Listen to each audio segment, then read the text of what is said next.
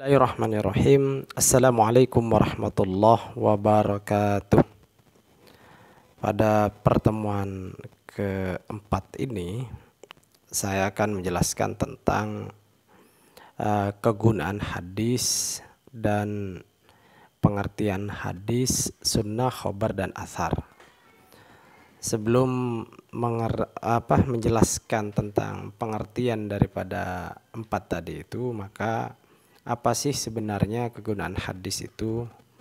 Kenapa kita harus belajar hadis?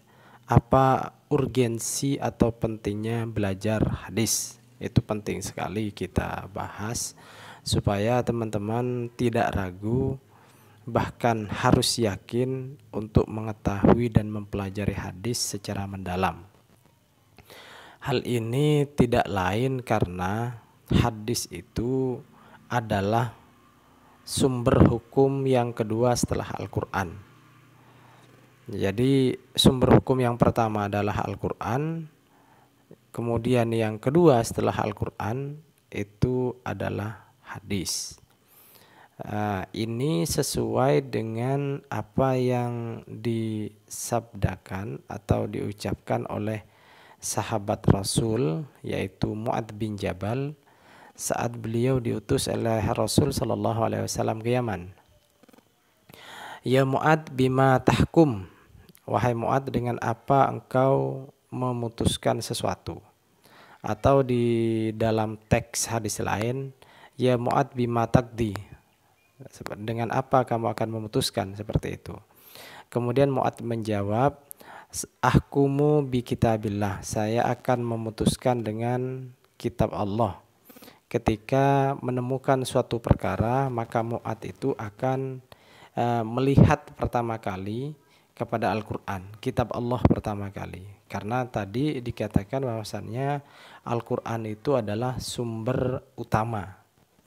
Fa'ilam tajid fil Quran wahai Mu'adz, Rasulullah kemudian bertanya lagi, jika tidak ada di dalam Al-Quran wahai Mu'adz, maka Mu'adz kemudian menjawab lagi, fa'illam tajid fil Quran ahkumu bi sunnati Rasulillah, maka saya akan memutuskan dengan sunnah Rasul.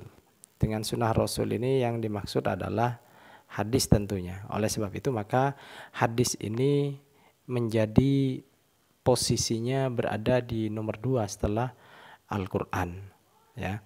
Kemudian yang nomor 3 itu adalah fa'ilam tajid fil Quran wala fil hadis ya Mu'adz fabima tahkum. Jika tidak menemukan kau hai Mu'adz di dalam Al-Quran ataupun Al-Hadis, kemudian Mu'adz berkata ajtahidu bi ra'yi, maka saya akan berijtihad dengan pendapat saya, wala alu, dan tidak menggampangkannya atau memudahkannya. Fasadaqa Rasulillah sallallahu alaihi wasallam fadaraba sadrahu, maka benarlah utusan Rasul sallallahu alaihi wasallam, yakni utusan Rasul itu adalah Mu'adz itu tadi, sehingga Rasul tepuk dadanya seperti ini. Ini menunjukkan bahwasannya hadis itu kegunaannya, fungsinya berada di nomor 2. Sama dengan hadis lain yang mengatakan taraktu fikum amroin lan tadillu abada intamasaktum bihima ala wa huma al-Quran wal hadis. Saya meninggalkan 2 perkara, jika kalian berpegang kepada keduanya maka kalian tidak akan pernah tersesat selamanya, yaitu Al-Quran dan Al-Hadis. Di sini Al-Quran dulu kemudian Al-Hadis. Sama juga dengan di ayat Al-Quran, ya. Ya ayyuhalladzina amanu atii'allaha wa atii'ur rasul. Wahai orang-orang yang beriman, taatlah kepada Allah. Taat kepada Allah berarti taat kepada Al-Quran. Wa atii'ur rasul, dan taat kepada Rasul adalah taat kepada hadis. Oleh sebab itu, maka penting bagi kita untuk mengetahui makna definisi dari hadis, karena begitu pentingnya hadis, di mana dia atau hadis tersebut berada di posisi nomor 2 sebagai sumber hukum Islam atau rujukan syariat Islam, seperti itu. Oleh sebab itu kita kembali kepada definisi-definisi yang 4 tadi yang saya sebutkan, hadis, sunnah, khobar, dan athar. Pertama yang akan kita jelaskan adalah tentang hadis. Hadis dari segi bahasa mempunyai beberapa arti. Yang pertama, hadis tersebut bermakna baru atau jadid. Kalau jadid itu lawan katanya adalah qadim ya, dahulu. Juga hadis terkadang bermakna qorib, tidak lama lagi akan terjadi, atau lawan kata dari jauh, ba'id. Begitu juga hadis itu bisa bermakna warta atau berita, khobar, atau sesuatu yang dipercakapkan, sesuatu yang diomongkan atau diberitakan dan dipindahkan dari seseorang kepada orang lainnya. Hadis bermakna khobar ini dihubungkan dengan kata hadis yang berarti riwayat atau ikhbar atau mengabarkan. Jadi dari segi bahasa, hadis itu berarti bisa 3 makna. Pertama jadid, yang kedua adalah dekat. Jadid itu adalah baru, kemudian dekat, qorib, dan yang ketiga adalah khobar atau berita. Itu secara bahasa. Hadis menurut ulama secara bahasa. Sedangkan hadis itu nanti akan berbeda ketika dimaknai oleh ulama yang khusus membidangi disiplin ilmu tertentu. Misalnya disiplin ilmu hadis atau ulama hadis, maka akan berbeda maknanya ketika hadis itu dimaknai oleh ulama hadis. Begitu juga ketika hadis dimaknai oleh ulama usul, seperti itu. Atau hadis dimaknai oleh ulama akhlak atau ulama tauhid, maka berbeda hadis itu ketika dimaknai oleh ulama usul atau ulama fikih. Pertama kita ngambil pendapatnya ulama hadis. Apa yang disebut hadis menurut mereka? Di sini pengertiannya adalah kullu ma uthira 'anir rasul sallallahu alaihi wasallam min qaulin aw fi'lin aw taqririn aw sifati khilqiyatin aw khulqiyatin am siratin qabla al-bi'satihi qabla al-bi'sah kanat am ba'daha ka hadithihi fi ghari hira'in aw ba'daha. Ini menurut ulama hadis, hadis itu adalah atau sunnah itu atau hadis ya, di sini pembahasan kita adalah hadis.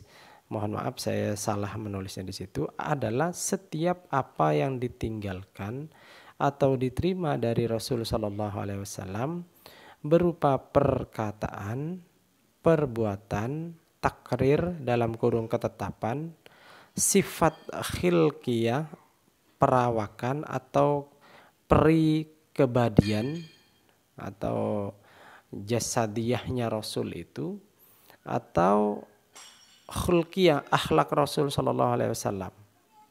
Ya. Baik sebelum beliau diangkat menjadi nabi rasul, seperti tahannus yang beliau lakukan di Gua Hira, atau sesudah kerasulan atau sesudah beliau diangkat menjadi nabi dan rasul.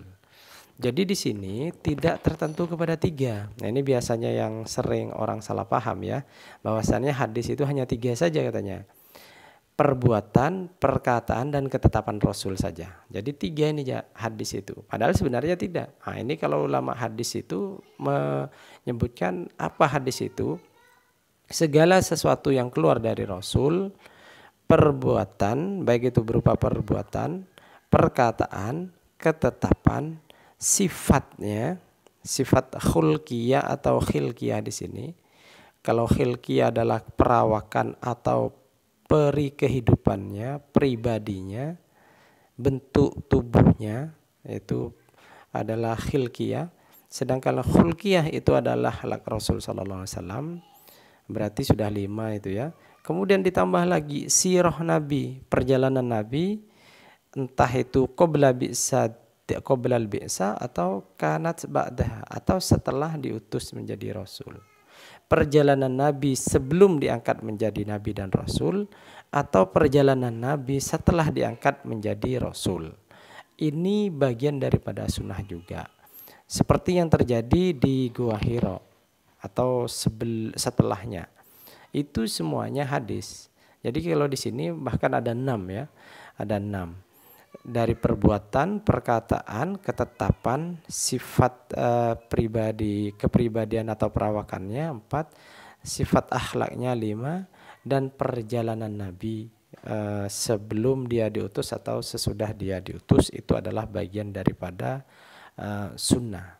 Nah, jadi jangan sampai kita hanya mengatakan bahwasannya sunnah Nabi itu sesuatu yang keluar dari Nabi, perbuatan, perkataan, dan ketetapan. Yang lainnya tidak dianggap sunnah apabila tidak 3 ini. Padahal hadis Nabi itu meliputi akhlak dan perawakan bentuk tubuh beliau atau perjalanan beliau. Bahkan banyak sekali sifat-sifat Rasul yang baik yang justru didapat saat beliau sebelum diangkat menjadi Nabi dan Rasul.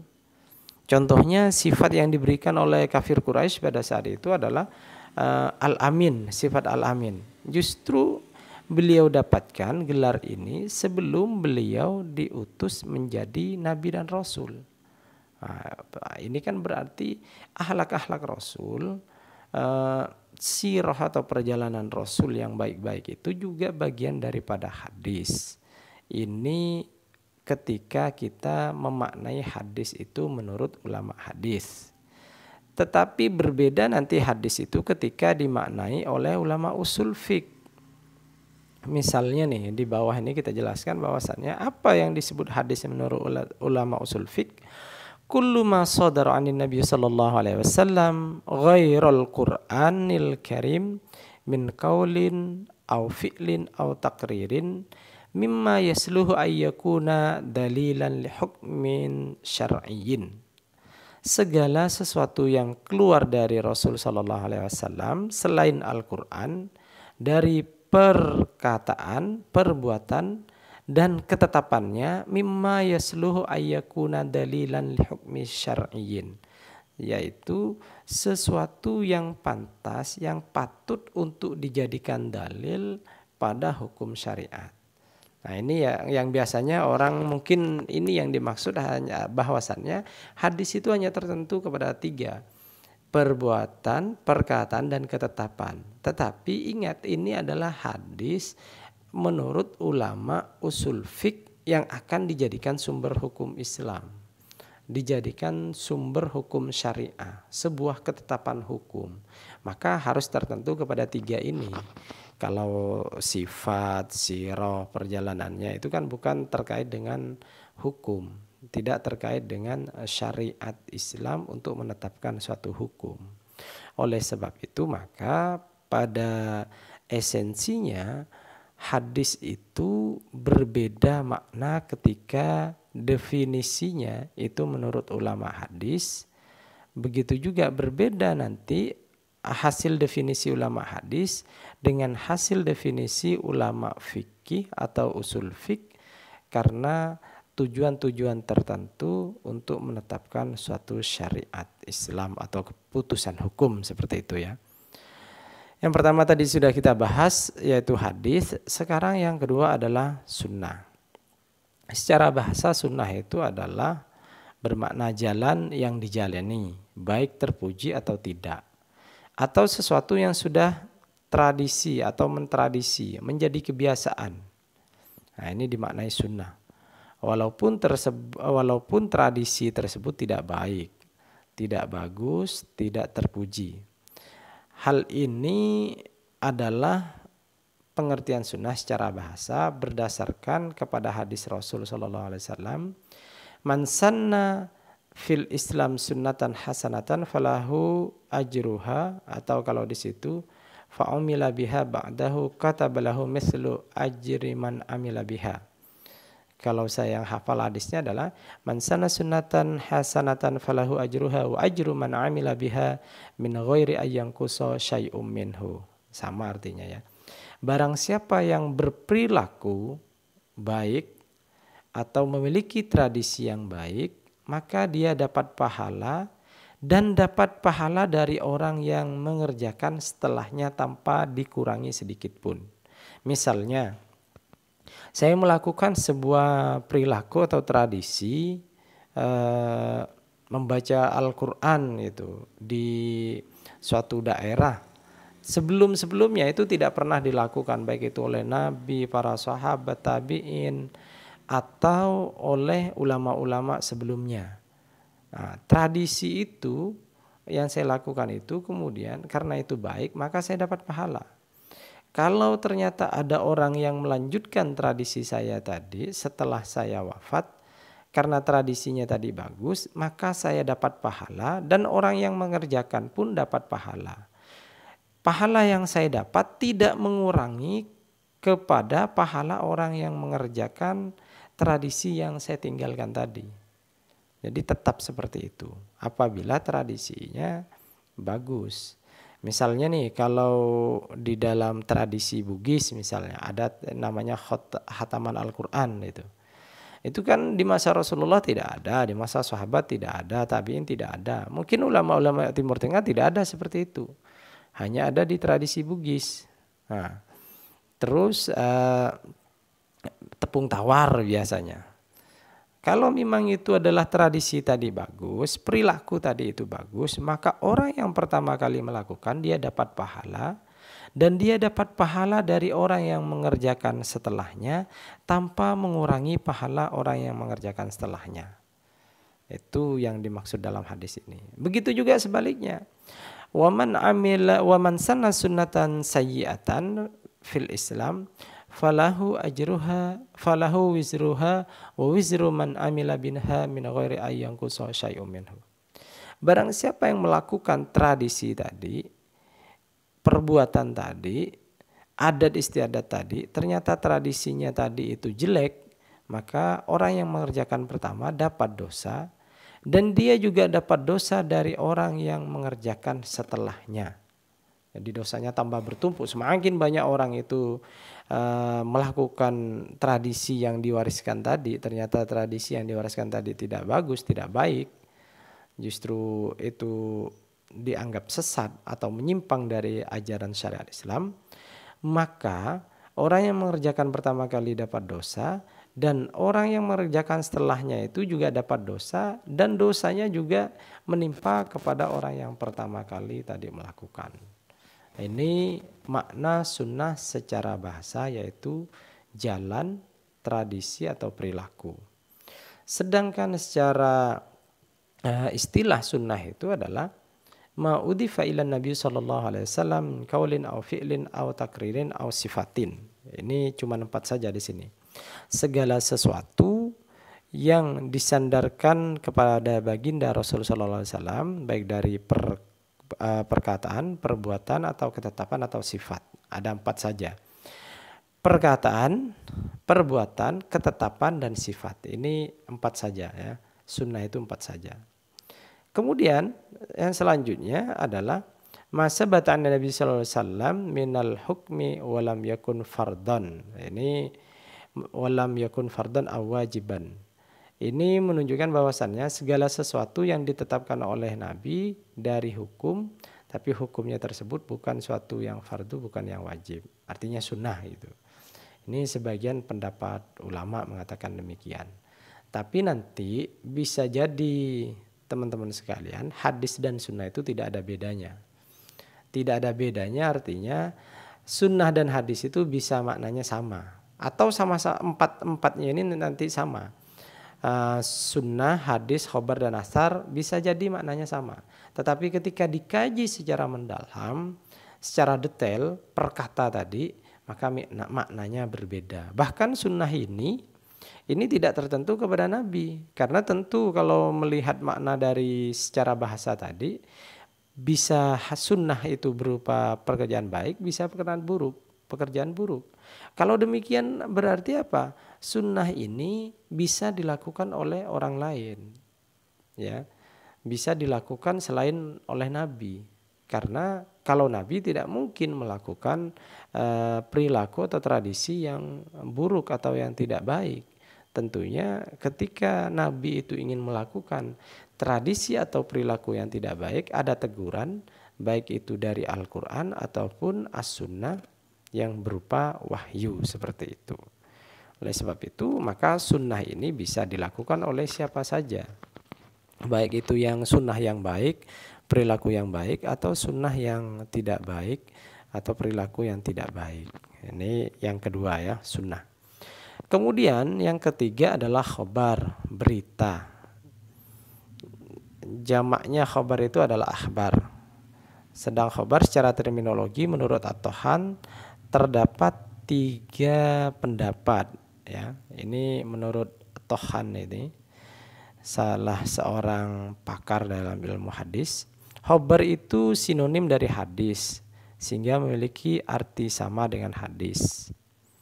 Khobar itu berbeda dengan hadis. Hadis berasal dari Nabi SAW, sedangkan khobar berasal dari selain Nabi SAW.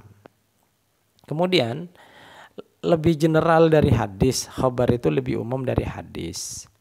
Hadis berasal dari Nabi SAW, sedangkan khobar adalah yang berasal dari Nabi SAW maupun dari selain Nabi SAW. Sehingga khobar sudah pasti terjadi di masa lalu, dengan kata lain berita, baik itu bentuknya perbuatan atau perkataan nabi-nabi sebelumnya.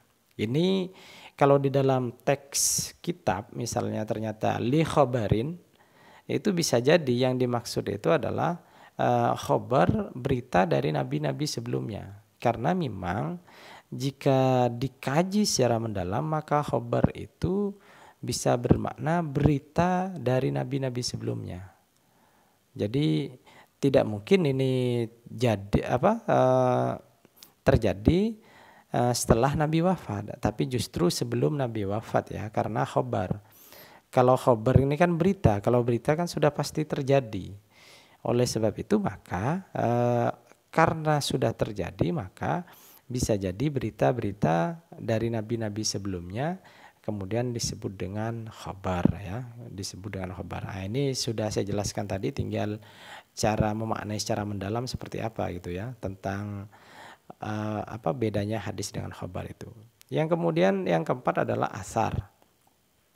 Kalau khabar tadi itu sudah terjadi sebelum Nabi ada, bisa jadi demikian. Tapi kalau asar sebaliknya, asar itu pasti terjadinya setelah Rasul wafat. Karena asar itu adalah bekas artinya. Asar dari segi bahasa artinya bekas, sesuatu atau sisa sesuatu, yang berarti pula sesuatu yang dinukil atau dikutip. Nah, ini menurut Munzir Suparta, asar adalah marwi anis sahabah wa yajuzu itlaquhu ala kalamin nabi aidon. Segala sesuatu yang diriwayatkan dari sahabat dan boleh juga disandarkan pada perkataan Nabi Sallallahu Alaihi Wasallam. Nah, maksudnya ini adalah Nabi itu berkata demikian gitu. Nabi itu melakukan ini dan melakukan itu. Tapi yang berkata itu adalah sahabat. Maka kalau seperti ini adalah asar, atau dalam hadisnya nanti disebut dengan mursal. Mursal sahabi dan mursal tabi'in. Tapi lagi-lagi asar itu bisa bermakna nukil atau dikutip seperti itu. Sehingga dalam kajian tafsir itu ada yang disebut dengan tafsir bil ma'thur, ada tafsir bil ra'yi dan tafsir bil isyari. Tafsir bil ma'thur itu berarti berdasarkan nukilan-nukilan dari baik itu Al-Quran dengan Al-Quran atau Al-Quran dengan hadis, Al-Quran dengan perkataan sahabat, dan Al-Quran dengan perkataan tabi'in. Ini disebut asar ya. Pada intinya asar itu terjadi setelah Nabi itu wafat. Menurut At-Tahan, asar secara etimologi berarti itu sisa atau jejak, sedangkan secara terminologi terdapat 2 pendapat. Sinonim dari hadis dengan kata lain memiliki pengertian yang sama dengan hadis. Nah, ini saya sudah jelaskan tadi bahwasannya dari 4 perkara ini suatu waktu bisa maknanya sama semuanya. Baik itu sunnah, hadis, khobar, dan asar itu bisa maknanya sama ya. Itu yang pertama tadi, sinonim dari hadis dengan kata lain memiliki pengertian yang sama dengan hadis. Kedua, memiliki pengertian yang berbeda dengan hadis, yaitu berarti sesuatu yang disandarkan kepada sahabat dan tabi'in, baik berupa perkataan maupun perbuatan. Ini menurut Imam Nawawi. Imam Nawawi mengatakan bahwa para ahli hadis menamakan hadis marfu, hadis mauquf sebagai asar, dan hadis maktu itu juga bagian daripada asar. Pada intinya hadis itu ketika dibahas dari segi sumbernya ada 4. Hadis qudsi, lafadznya dari Rasulullah sedangkan maknanya dari Allah. Hadis marfu atau hadis nabawi itu lafadz dan maknanya dari Rasulullah. Hadis mauquf itu lafadznya dari sahabat disandarkan kepada Nabi. Hadis maktu itu lafadznya dari tabi'in disandarkan kepada Rasul Shallallahu Alaihi Wasallam. Dari pengertian di atas itu teman-teman, dari 4 pengertian di atas itu, baik itu hadis, sunnah, khabar, dan athar, terdapat kesamaan dan perbedaan bagi para ulama. Para ulama juga membedakan antara hadis, sunnah, khabar, dan athar sebagai berikut.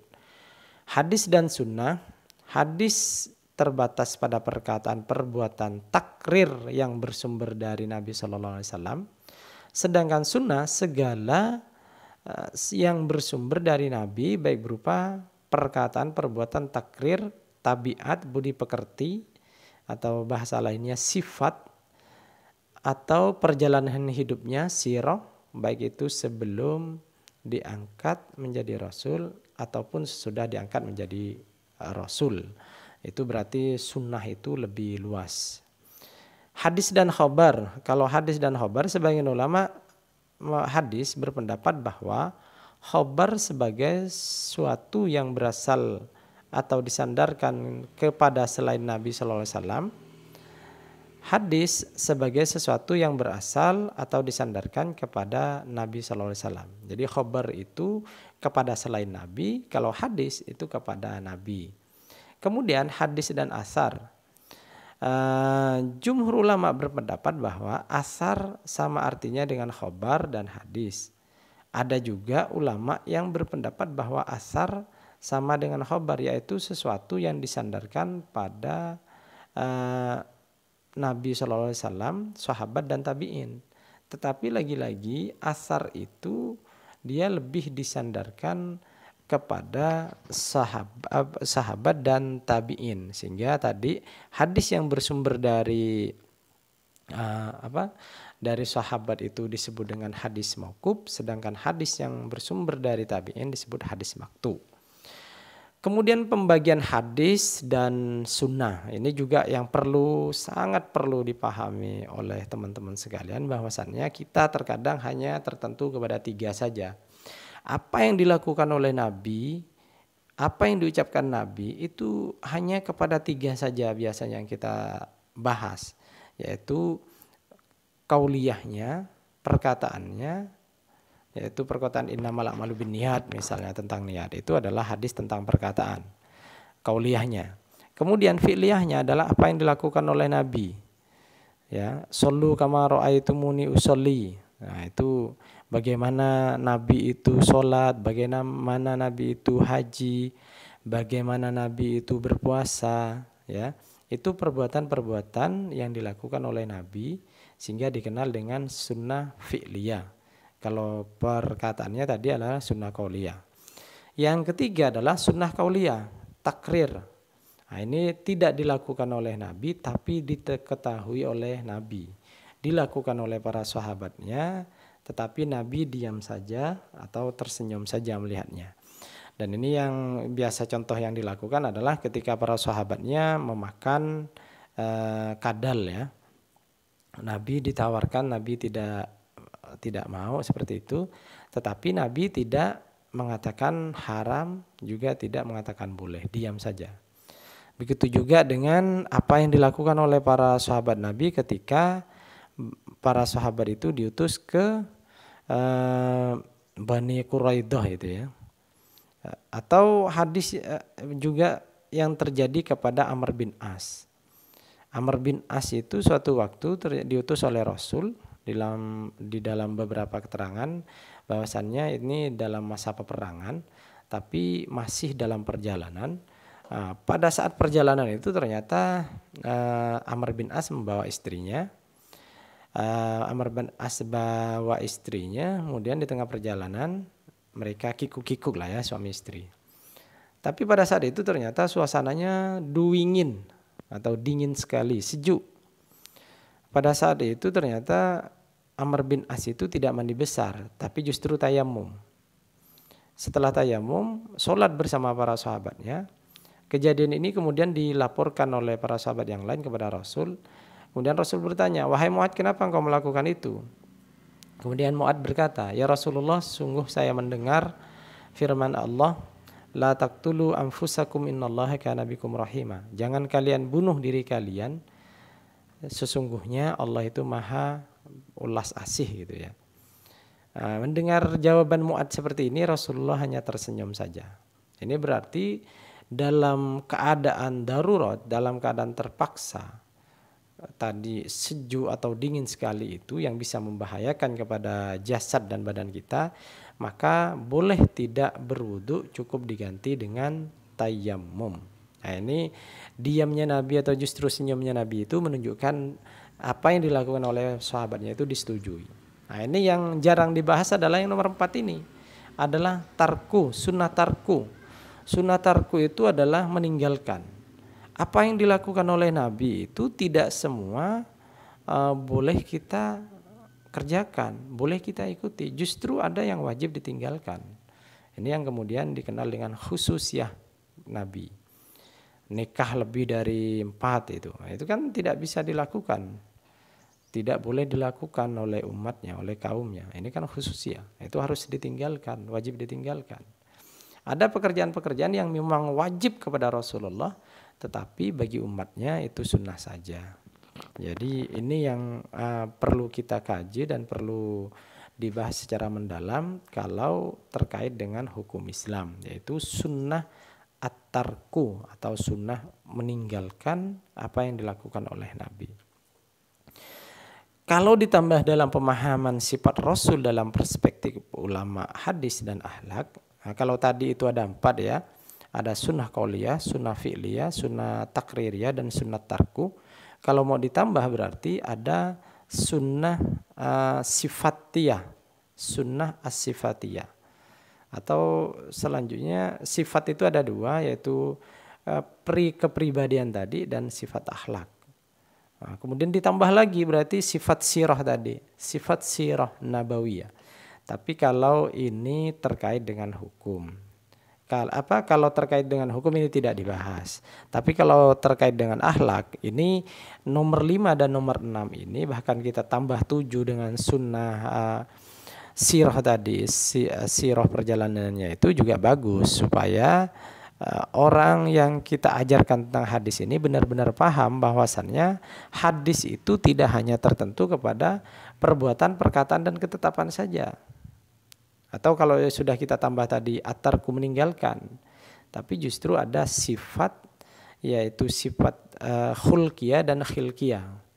Juga perjalanan Rasul SAW itu adalah bagian daripada hadis Rasul yang juga harus kita ikuti ya.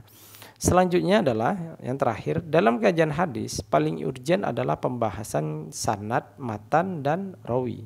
Ingat ya, belajar hadis, belajar sanad dan matan, bukan mantan. Matan atau isi hadis, dan rawinya, riwayatnya.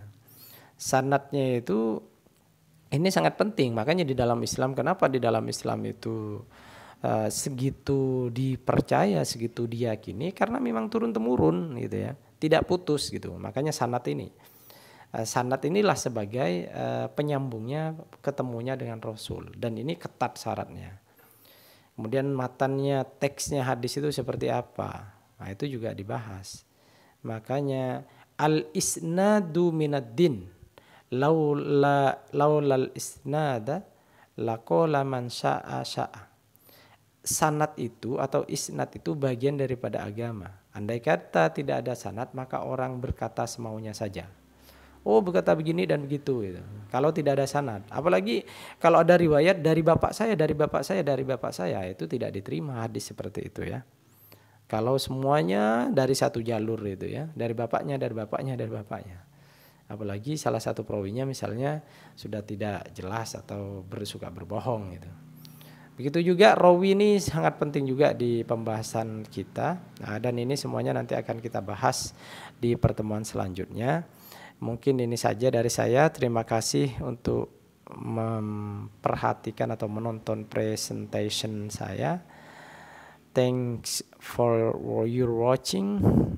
Wallahul muwaffiq ila aqwamit thoriq. Wassalamualaikum warahmatullahi wabarakatuh.